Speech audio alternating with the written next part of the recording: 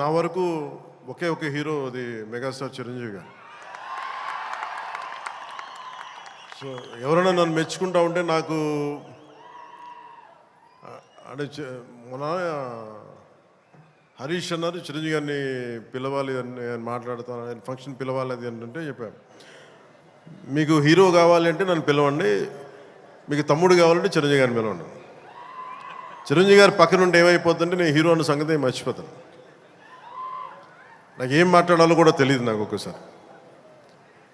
అలాంటిది అన్నయ్య చిరంజీవి గారు మనస్ఫూర్తిగా ఈరోజు ఉస్తాద్ భగత్ సింగ్ ట్రైలర్ చూసి ఆయన ట్వీట్ చేసింది ఇందాకే చూపించారు ఇందాక నాకు. అన్నయ్య చిరంజీవి గారికి మనస్ఫూర్తిగా నా ధన్యవాదాలు తెలుపుతున్నాను.